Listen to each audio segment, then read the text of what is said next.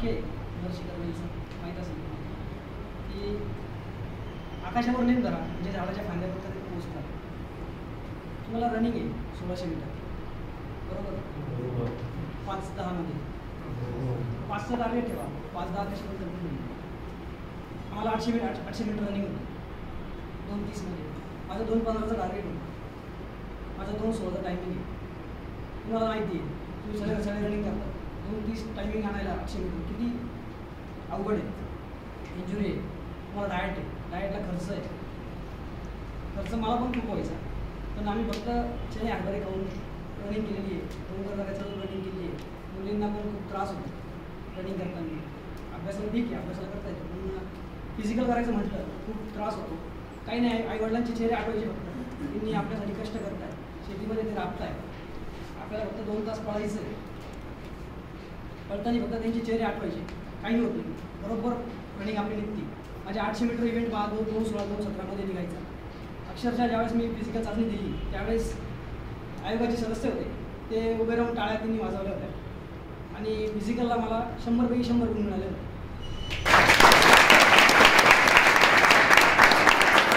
800 मीटरचा एक इव्हेंट होता तो त्या इव्हेंटमध्ये तुम्हाला सांगतो 2:400 मीटर असतात बरोबर.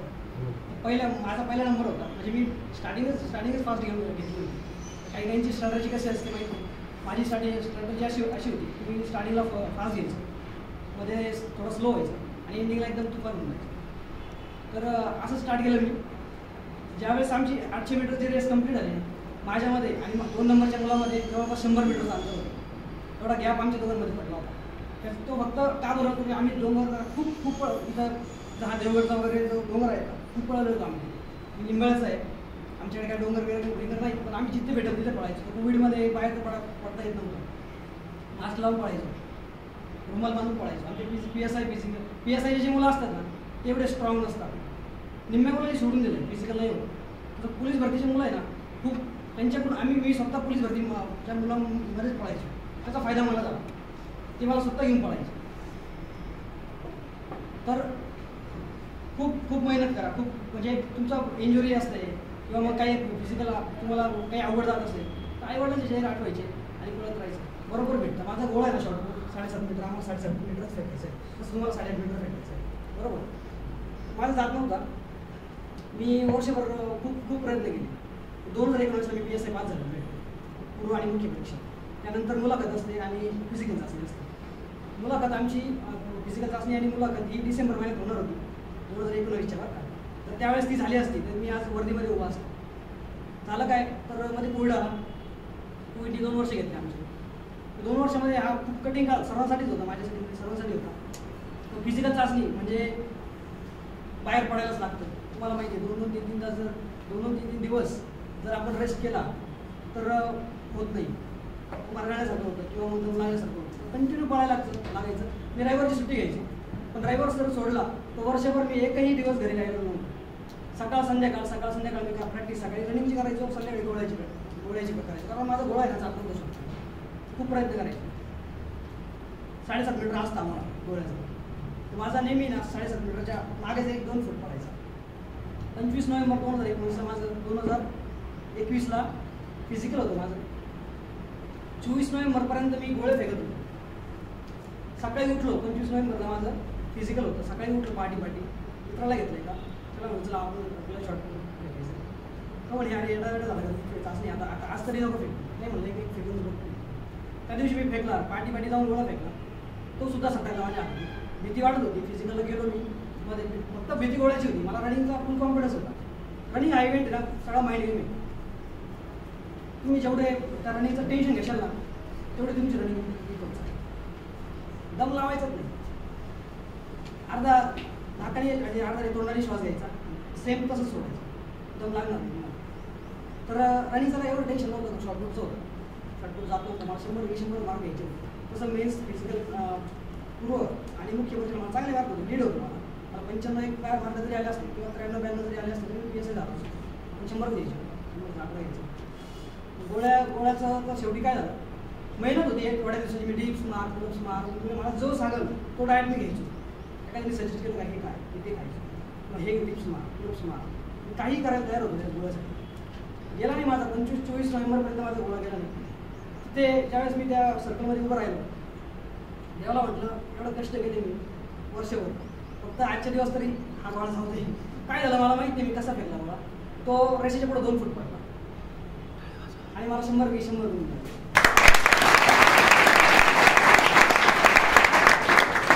मला जवळपास मी 99% PSI झालं होतं. फक्त एक शिक्का याचा बाकी होता, तो आता 8 मार्चला मला दिला होता.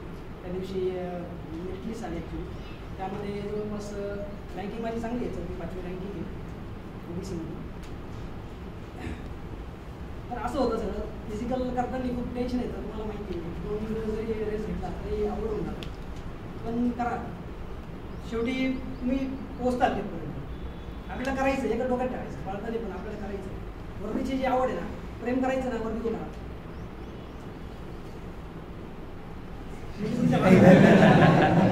वर्दी आल्यानंतर मुली तुमच्या मागे होती, अनुभव सांगतो.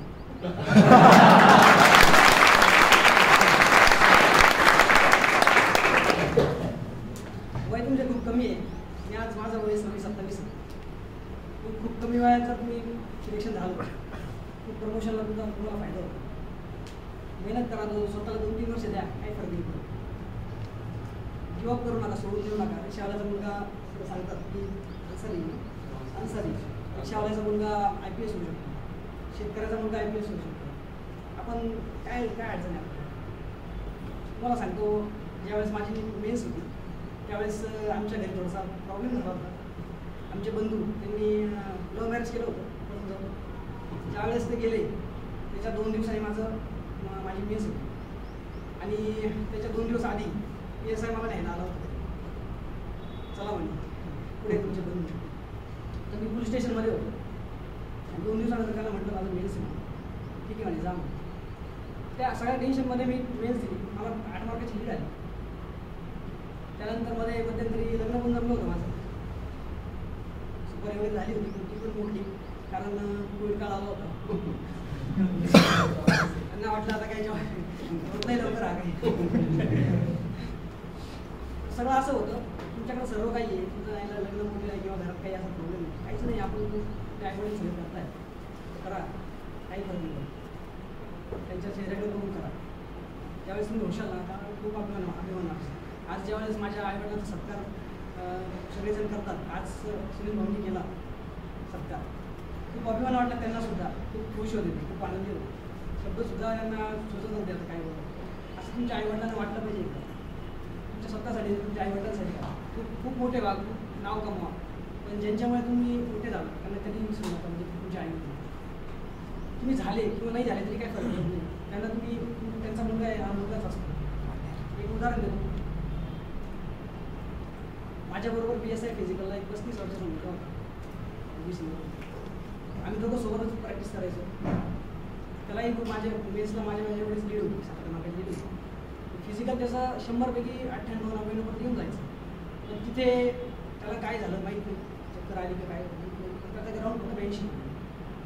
खूप डिप्रेशनमध्ये होता. म्हणजे 34-35 वर्ष झालं होतं आणि 82 ग्राउंड पाडणं खूप अवघड होतं. 2 वर्ष आमची ऑलरेडी कोविडमध्ये गेले होते. तर वडील त्याला एकच म्हटले की तू झाला असता तरी आम्हाला तू प्रशांतच आहे, आणि नसता झालं तरी नाही झालं तरी तुम्हाला आम्हाला प्रशांतच आहे, तुझं नाव प्रशांत. तर काही झालं तरी आईवडील तुम्हाला काही आपलं वगैरे देणार नाही, त्यांच्यासाठी करा. तर लेखी परीक्षेचं जर म्हटलं तर मी स्वतः ठाणे पोलिसाचा फॉर्म भरला होता. कारण मध्ये कोविड काळ चालू असल्यामुळे मी काही एक्झाम वगैरे नव्हत्या आणि पोलीस भरती आली होती. तर लेखीला मला ठाणे चालत जातो. तर 89 मार्क होते मला 100 पैकी. फिजिकलला काही मी गेलो नाही, कारण 1600 मीटर इव्हेंट होता आणि आमचा 800 मीटर इव्हेंट होता. त्यानंतर मुंबईचा पण फॉर्म भरला होता. त्याला पण मला 99 मार्क होते. त्यालाही फिजिकलला मी गेलो नाही, कारण इकडं मला शुअर होतं मी होणार आहे. तुम्ही ना पोलीस भरतीचा अभ्यास आहे ना, ठीक आहे. जो कंबाईनचा अभ्यास आहे ना, क्लास मी MPSCचा पण नाही म्हणत, कंबाईनचा माहिती आहे ना, कंबाईन PSI STIS असते, तर त्याचा अभ्यास नाही. तुम्ही पोलीस भरतीला एकदम इझी निघून ना, 91 मार्क निघून. आजकाल तुम्हाला माहिती आहे ना, फिजिकलला कमी मार्क आले तरी चालते, पण जर जो मेन्स देखील काढतो ना, तो खूप पुढे जातो. 90-91-95 आज मिनिट किती लागतो. तुम्हाला काय करायचं आहे, कंबाईनचे जे पुस्तक आहे ना ते यूज करायचे, भरतीचेही करा, काय अडचण नाही. पण जर तुम्ही ते यूज केले तुम्हाला भरतीचे पुस्तक एकदम इझी जातं, काहीच वाटणार नाही. जसं आम्हाला जातं, MPSCचा अभ्यास केला, आम्हाला कंबाईनचं काहीच वाटत नाही. क्लास 1चा अभ्यास करतो, क्लास 2 झाला. तुम्ही कंबाईनचं करा, पोलीस भरती एकदम आरामशीर निघून. तर बसले की बसायचं, अभ्यास करायचा आहे ना तर करायचं नसेल तर सोडून द्या. आई बाबाला भ्रमात ठेवू नका, किंवा तुम्ही स्वतःला फसवताय. प्रामाणिक राहा फक्त, का मला करायचं आहे ना तर करायचं आहे, नाही नसेल करायचं सोडून द्या. एकदा बसले ना अभ्यासाला की 4-4 तास उठायचं नाही. मी सकाळी 7ला बसायचो, दुपारी 12 वाजता उठायचो, 12 ते 12:30 फक्त जेवण करायला मी उठायचो. 12:30ला परत येऊन बसलो की रात्री 8 वाजेपर्यंत बसायचं. झोप जर आली तिथं डेस्कवर झोपून घ्यायचं. 8 ते 8:30 परत जेवण वगैरे करायचो. 8:30ला परत बसायचो, 10:30 वाजेपर्यंत बसायचो. 10:30 ते मग 7 वाजेपर्यंत झोप घ्यायचं. अक्षरशः पाणी वगैरे प्यायला सुद्धा मी उठत नव्हतो, बाथरूमला वगैरे उठत नव्हतो. त्याचा साईड इफेक्ट असा झाला की मला किडनी स्टोन झाला. तर तिथे नॉर्मल आहे, सक्सेसफुल. सांगायचं काय की एकदा बसले ना अभ्यासाला की बसून राहा, डोक्यात ठेवा. तुम्हाला लक्ष लागत नाही ना, थोड्या वेळ रिलॅक्स राहा, गाणं ऐका, पण परत एकदा चालू करा. आणि पुस्तकं खूप वाचा. पुस्तकं वाचायचं मला खूप फायदा झाला. समाज सुधारक वगैरे खूप वाचले, इतिहास खूप वाचले, मला इतिहास खूप आवडायचे. इतिहासामुळे मी बाकीचे पण पुस्तकं खूप वाचायला लागले. इकॉनॉमिक्सचे सब्जेक्ट आहे, थोडासा आवड जायचा, पण आता खूप इझी जातो. मॅथ रिजनिंग आहे, मॅथ रिजनिंग आलंच पाहिजे. आपल्याला 10-11 शिकलो असं मॅथ रिजनिंग असतं. टार्गेट ठेवा, 100 मार्काचं आहे ना, 95 मार्क मला काढायचे. 95चं टार्गेट ठेवलं, 100पैकी 100चं टार्गेट ठेवलं. त्यावेळेस काहीतरी 95-96 ग्राउंडला तर 100पैकी 100 झाले पाहिजे. आपण गावाकडची मुलं आहे, कष्टकरी शेतकऱ्याची मुलं आहे. 100पैकी 100 ग्राउंड पाडायला काहीच आवड नाही आपल्यासाठी. जे आपले आईबाप कष्ट करतात ना त्याच्यापुढे हे ग्राउंड काहीच नाही. अभ्यास करताना नाही समजलं तर परत ते पुस्तक 2 वेळेस वाचा, 3 वेळेस वाचा, तुम्हाला त्याचा फायदाच होईल. प्रत्येक एक्झाम द्या, नुसती पोलीस भरतीच नाही, तो सरळ सेवा भरती येते. आता वन खात्याची आता जागा निघून आली, वनरक्षक आहे, त्या भरा, मस्त जॉब आहे. सेम सिलेबस आहे, सेमच आहे, सरसेट तेच सिलेबस आहे. वनरक्षक फिजिकल आहे, त्याला फिजिकल खूप मस्त, मुलींसाठी तर खूप मस्त आहे. त्यानंतर आरोग्य भरती वगैरे येते, सेम सिलेबस एकच असतो. तुम्हाला प्रत्येक एक्झाम द्यायची आहे. काय होतं ज्यावेळेस एक्झाम तो क्वेश्चन तुम्हाला एकदा आला आहे ना पेपरला, तर तुमच्या डोक्यात फिट बसतो. मी क्लास 1चा अभ्यास करायचो, म्हणजे असं नव्हतं की मी काहीच भरतो. मी तुम्हाला आत्ता सांगितलं, मी पोलीस भरतीचे पण फॉर्म भरायचो.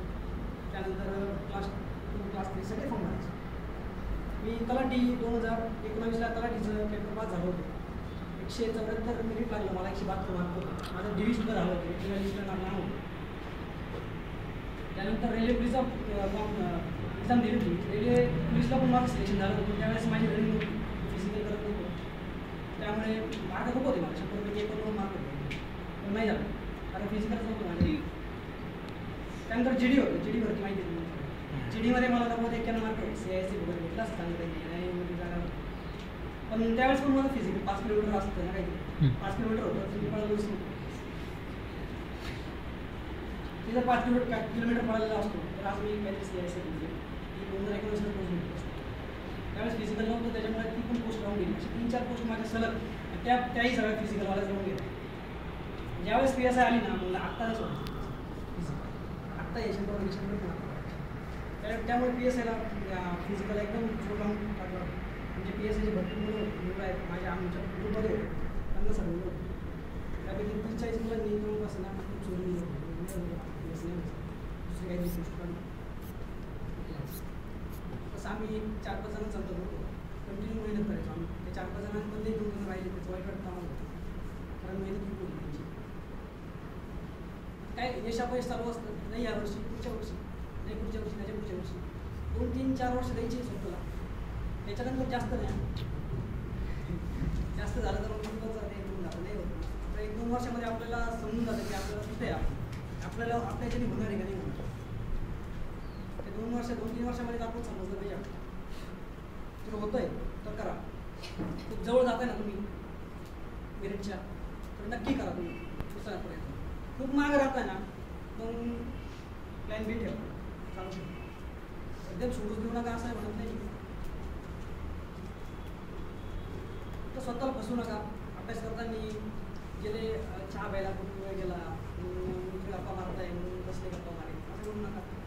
मित्र गप्पा मारताय त्यांना गरज नाही, आपल्याला गरज आहे. आपल्या घरी परिस्थिती नाही, प्रत्येकाची परिस्थिती वेगवेगळी असते. आपण म्हणतो जनरली का नाही तो टाईमपास करतो, आम्हाला टाईमपास करायला काय अडचण नाही. त्याचे घरी वेगळं आहे, त्याचं त्याला नवीन होत आहे, त्याच्या घरी चांगलं आहे. आपल्याला पोस्ट मिळवण्याची गोष्ट मिळाली आपल्याला मतलब मी राहतो तसं ग्रुपमध्ये पण असतं ना. या बाबतीत ना मी जे खानदेशी मुलं आहे ना त्यांना खूप मानतो. महाराष्ट्राचं बिहारच म्हणतो त्याला खानदेशी. ते मुलं आहे ना खूप खूप म्हणजे असतात, पण मतलबी खूप असतात. म्हणजे स्वतः आधी स्वतःचं झाले ना असं तर सॉरी बरं का मतलबी म्हणजे कशा पद्धतीने मतलब सांगतो की आधी माझं झालं पाहिजे, दुसऱ्यांचं तर करणार आहे, पहिल्यांदा माझं झालं पाहिजे असं राहा, काय अडचण नाही, उलट चांगलं आहे. आपलं झाल्यानंतर आपण दुसऱ्यांसाठी काहीतरी करू शकतो. जर दुसऱ्यांचा 24 तास विचार करत बसलो ना तर आपण काहीच नाही राहणार. स्पर्धा खूप आहे, स्वतःचा विचार करा. खूप काही तुम्हाला सांगत नाही हे करा ते करा, जे करा ते स्वतःसाठी करा. माझे वडील नेहमी म्हणायचे जो